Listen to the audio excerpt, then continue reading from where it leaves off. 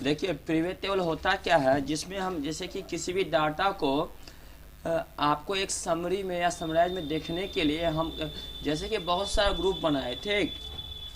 आपको इसका private table पर जाने के लिए क्लिक, आपको insert menu choose private table option. जैसे हम प्रिवेट टेबल का ऑप्शन पर क्लिक करते हैं तो हम आपके सामने देखिएगा ये प्रिवेट टेबल का ऑप्शन आता है। तो यहाँ पे ये पूछ रहा है क्या, select A table lane use an external data source. तो हम आप क्या करते हैं, यहाँ पे कुछ डाटा को हम टैप कर लेते हैं, देखते चलिएगा। जैसे कि हम यहाँ टैप करते हैं डाटा को, S number, serial number, name, उसके बाद आपको मार्क्स, यहाँ सीरियल नंबर 1,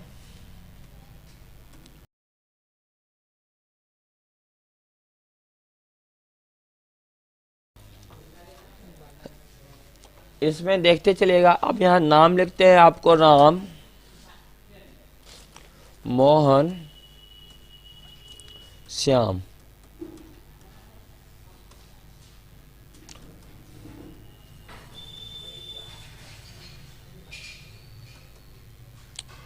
मान के चलिए ये हम तो लिख दिए। अब इसको हम सेलेक्ट कर लेते हैं, देखते चलिएगा। सेलेक्ट करने के बाद इसको हम प्रिवेट टेबल पर क्लिक करते हैं। जैसे हम क्लिक करते हैं यहाँ पे देखिएगा शीट क्या हो गया, सेलेक्ट हो चुका है। अब यहाँ पे लिखा है न्यू वर्कशीट, यहाँ पर ओके करते हैं। आपके सामने एक नया वर्कशीट ओपन हो चुका है। अब हम इसमें हमको सिर्फ नेम दिखाना है, तो हम क्या करते हैं, सिर्फ नेम पर क्लिक करते हैं। लेकिन यहाँ पे सिर्फ नाम शो कर रहा है। अगर हम मार्क दिखाना चाहते हैं तो मार्क पर क्लिक करके मार्क दिखा सकते हैं। अब मान के चलिए इसमें हमको सिर्फ आपको मोहन को दिखाना चाहते हैं तो सिर्फ मोहन का यहाँ पे रिजल्ट दिख रहा है। प्रिवेट टेबल का काम है किसी भी डाटा को छोटे रूप में समराइज करके एक से इकट्ठा कर जो दिखाते हैं उसको हम क्या कहते हैं, प्रिवेट टेबल कहते हैं।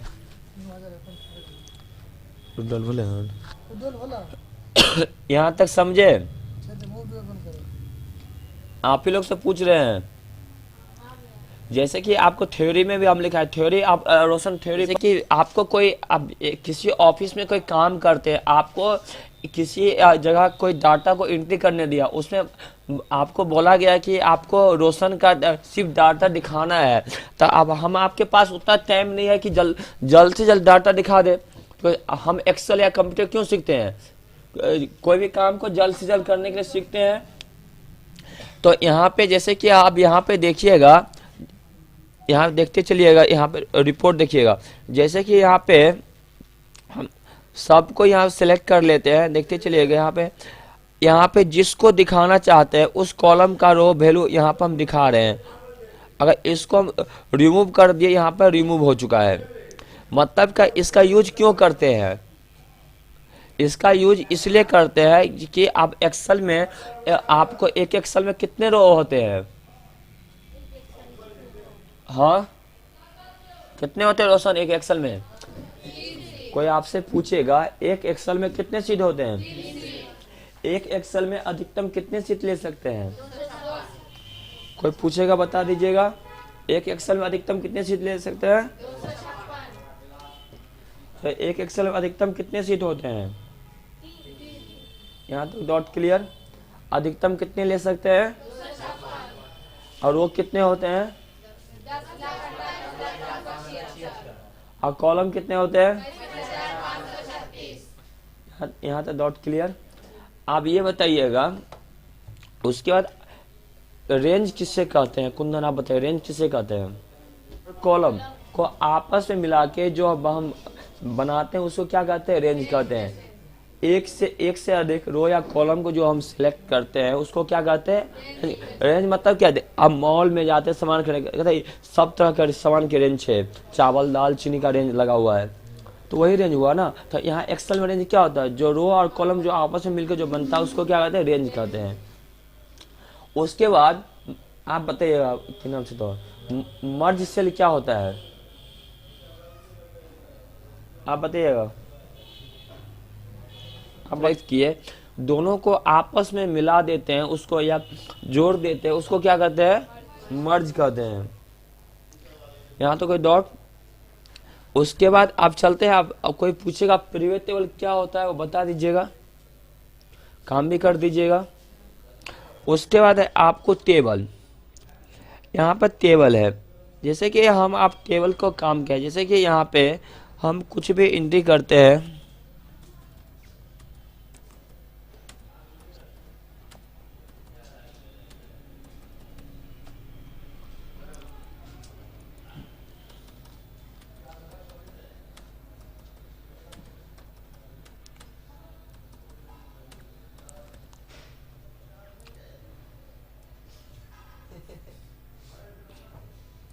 इसको हम टेबल पे जैसे क्लिक किए, देखिए टेबल में ये सेलेक्ट हो गया। इसमें देखिएगा फिल्टर भी आपको लग चुका है।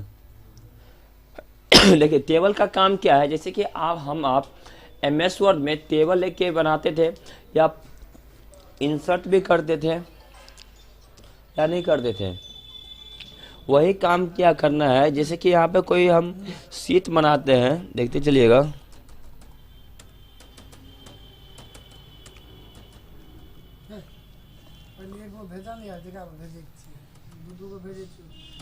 ये हमें गड़बड़े थे।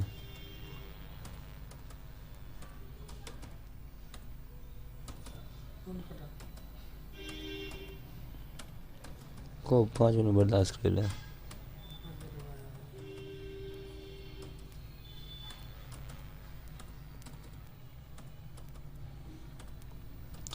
इसको हम सेलेक्ट कर लिए ना, अब इसको हमको टेबल में कन्वर्ट करना है। तो वैसे हम लोग बॉर्डर लगाते हैं, इसको कुछ नहीं करना है, इस पर माउस का पॉइंटर ले जाना है, यहाँ इंसर्ट में जाते हैं, यहाँ टेबल पर क्लिक कर देते हैं।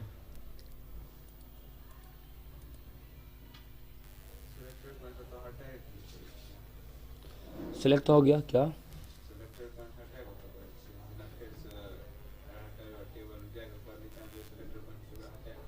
सिलेक्ट पॉइंट को है क्यों हटाएंगे हम?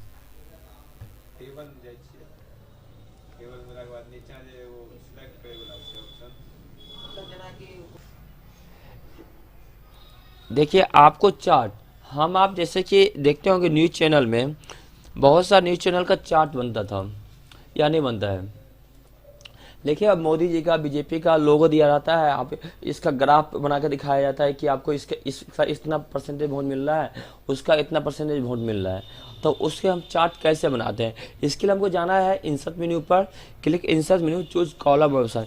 इसमें बहुत सारा ऑप्शन दिया हुआ है, कॉलम का दिया हुआ है, लाइन का है, पाई का है, बार का है, एरिया का है और अदर चार्ट का। यहाँ पर हम कॉलम पर क्लिक करते हैं, यहाँ बहुत सा ऑप्शन दे रहा है, इसमें जो हम आपका उपयुक्त होगा उस कॉलम को हम सिलेक्ट कर लेंगे, उससे हम आपको आगे बढ़ जाना है। देखते चलिएगा, यहाँ बहुत सा कॉलम शो कर रहा है, यहाँ पे किसी कॉलम को हम सिलेक्ट कर लिए, ठीक। अब यहाँ पे अब इसमें हम कोई डाटा अभी एंट्री नहीं किए हैं, तो इसमें हमको क्या करना, या पहले से डाटा हम बना लेंगे। यहाँ पे देखते चलिएगा, अगर हम इसी डाटा को सिलेक्ट कर लेते, 1 मिनट हम लेते हैं, यहाँ पे 12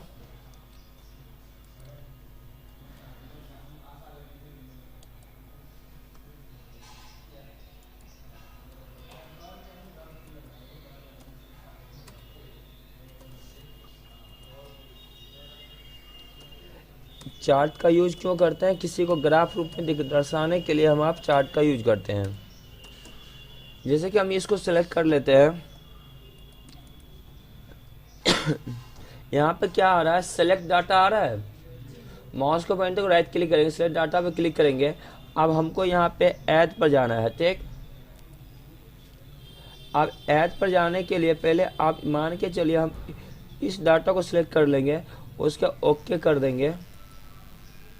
यहाँ कुछ आपको कॉलम एरर आ रहा है, यहाँ देखते चलिएगा, फिर इसको हम कैंसिल करते हैं, इसको हम सेलेक्ट कर लिए, इस पर हम सेलेक्ट डाटा पे जाते हैं, देखते चलिएगा। आप यहाँ पे रेंज के ऑप्शन पर आता है, यहाँ रेंज क्या है आपका, मान के चलिए हम ये रेंज ले लिए। अगर हम ये रेंज ले लेते हैं, अब यहाँ ऐड का ऑप्शन आता है, ऐड का ऑप्शन आ गया, यहाँ पे देखिए, देखते चलिएगा आप, इसको हम कैंसिल करते हैं, फिर माउस को पॉइंटर को राइट क्लिक करेंगे, सेलेक्ट डाटा पे जाते हैं।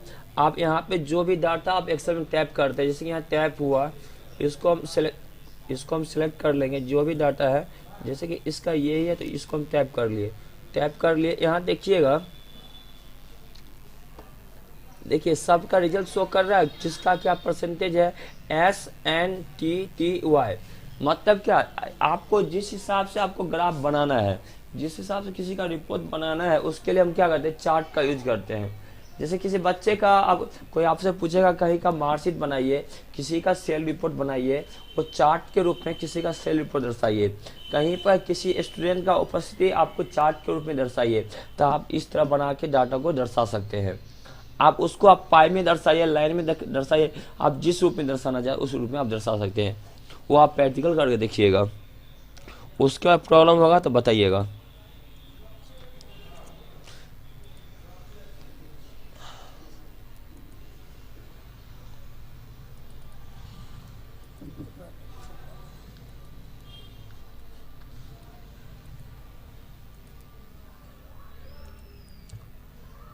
उसके बाद ये हो गया,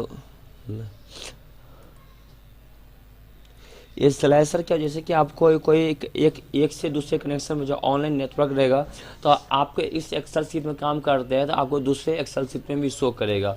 वो आपको नेटवर्क कनेक्शन है, वो एक कंप्यूटर से दूसरे कंप्यूटर में फाइल को ब्राउज करने के लिए वो नेटवर्क कनेक्शन सेम रहेगा। उसके बाद होगा हाइपरलिंक, आप लोग को बताया गया था।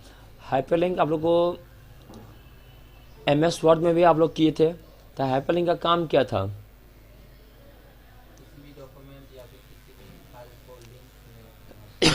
सेम काम, किसी फाइल को एक साथ मर्ज करके दिखाने के लिए हम हाइपरलिंक का यूज करते हैं। ये बताने की कोई जरूरत नहीं है।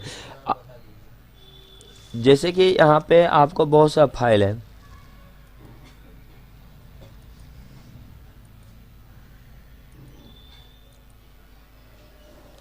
जैसे ये शीट आ गया, क्लिक किए दूसरे शीट पर ओपन हो गया। मतलब हाइपरलिंक का काम क्या था, जैसे कि आपको पहले का जो फाइल है, उस फाइल से हम दूसरे फाइल पर जाने के लिए हम हाइपरलिंक का यूज करते थे। जैसे कि एक पेज में 10 को हम हाइपरलिंक को शेयर करते थे, जिसमें आपको बहुत सा पेज का लिंक देते थे, जिसमें आप जिस पर जाना हो उस पर हम चले जाते थे।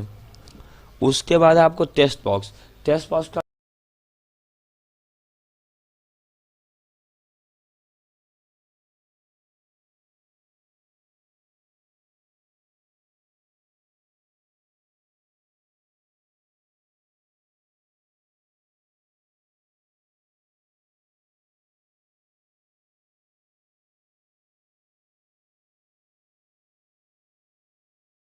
टेक्स्ट बॉक्स के अंदर ही लिखते ना, उसमें लेटर ना कि बाहर जाता। जैसे कि हम यहाँ पे कोई टेक्स्ट, ये कहाँ मिलेगा, इंसर्ट मेनू में।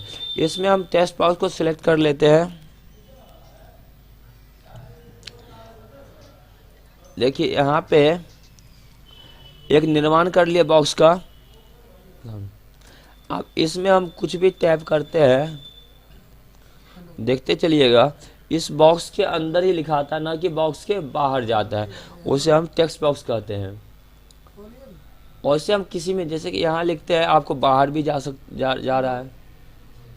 और टेक्स्ट बॉक्स में क्या होता है, उसका जो सर्किल जिसे हम नाप के लेते हैं उसके अंदर ही रहता है, ना कि उसके बाहर जाता है।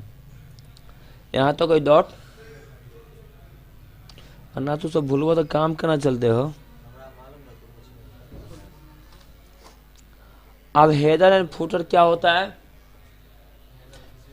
किसी भी जैसे डॉक्यूमेंट में हम ऊपर में जो हेडिंग देते हैं उसको हेडर कहते हैं, नीचे में कोई हेडिंग देते हैं उसको हम क्या कहते हैं, फुटर कहते हैं।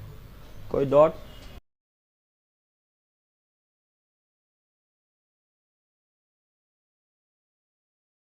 लाइन क्या होता है, देखिए यहाँ पे दो चीज तरह आता है। एक होता है, हम आप यहाँ पे देखिए क्लिक, जैसे add signature service, Microsoft office signature line.